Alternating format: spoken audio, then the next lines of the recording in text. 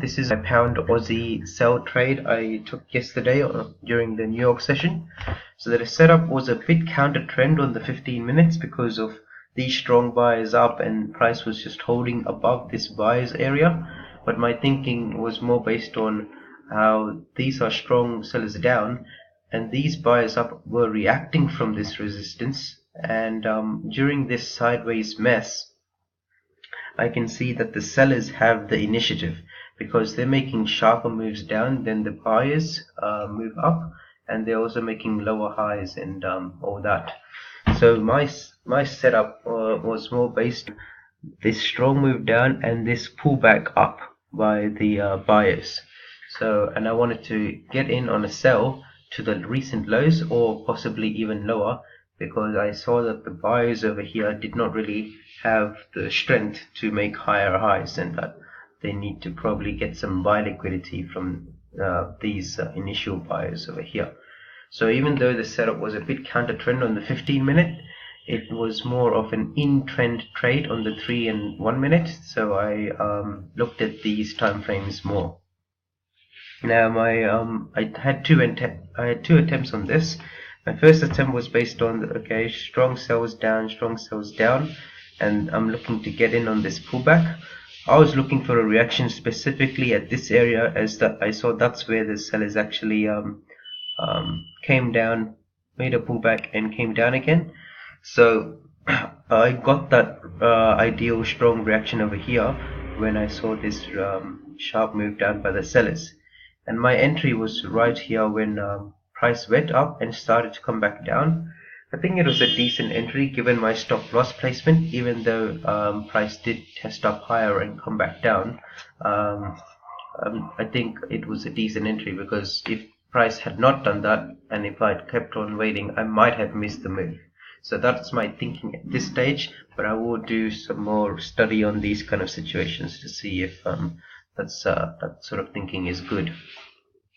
So when price came down very strongly, I had moved my stop loss first to here and then to here once I saw a bit of a consolidation candle at this area, and I actually got hit by my stop loss. So later on I realized this was probably a bit of an aggressive and too protective of profits stop loss placement, because I was still confident in the overall sell thesis and my stop loss was still in a valid position above this recent seller. So even though it was looking to test higher, I think I could have allowed it to test higher and come back down, because I still had room. I still had room with the stop loss placement to allow the test, to allow this sideways action to happen. So, but got out there, and I think the bigger mistake was I actually re-entered barely 2 minutes later.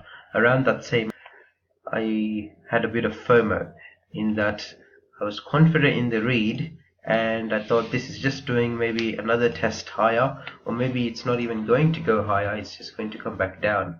So that was my thinking, and therefore I got in barely 2 minutes later, basically at that same area, just a little bit higher. I got in as where my exit was on that first trade.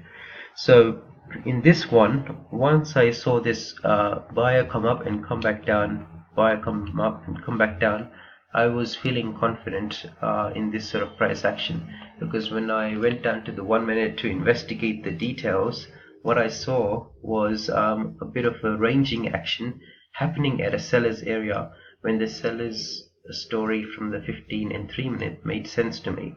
So this really looked like, this piece of sideways action here looked like distribution, and where the sellers were accumulating their positions. And I think if I had access to a level 2 order book or something like that, I could have clearly seen that sellers were accumulating their positions over here.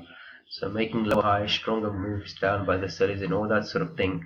I felt very confident about this. I felt even more confident about this trade.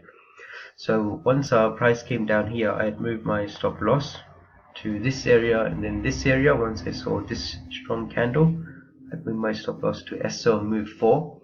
And once I saw this very another piece of sideways action, I felt even more confident that this thing is probably going to go low and even possibly make lower lows. So I did allow for this retest of this breakout down from this first sideways piece of action. Now when price came down very sharply, it initially missed my take profit by just a small amount. So at that stage, this was all happening very fast. I moved my TP down, right? But price actually reacted very sharply and went all the way back up to around this area. And I thought maybe this is just where the TP was supposed to be, and the buyers are actually hitting it from here, because I did have I did have my TP here for a reason. That is, I saw buyers at this zone, right? So I thought maybe this is the actual buyer's reaction, and they're coming in very strongly. So in a sort of impulsive decision, once I saw the strong reaction up, I actually closed the trade right there at this exit line. So that was because my initial TP was barely was missed by just a few points, and the strong reaction just made me panic a little bit and close it early. So that was just an impulsive mistake, I think, because when looking at that detail, I failed to really think about I should let the candle perform. I should let the candle run for at least a little while, because during the candles you may have sharp moves up and down, especially in breakout moves. You may have sharp moves up. You may have moves up during that same candle and sharp moves down again. So I think this trade was an impulsive decision on the re-entry over here due to FOMO, an impulsive decision due to being too protective of profits over here, because the logical way to have played it was because the story all aligned and because of these sideways reaction zones, it made a lot of sense for me to hold on for even lower lows. So those were the two errors. That was the main error, I think, in this trade today. Being too impulsive in my decision making, when especially when unexpected things happen.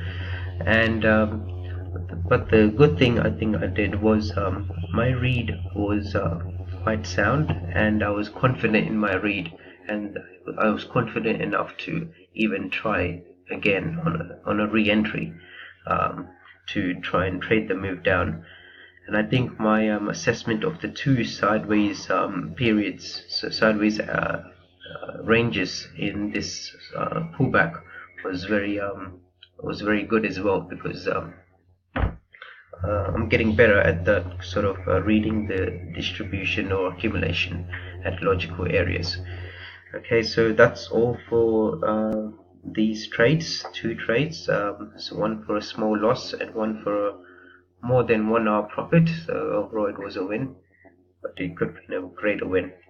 That's all for now. Thanks, and comments and questions are very much welcome.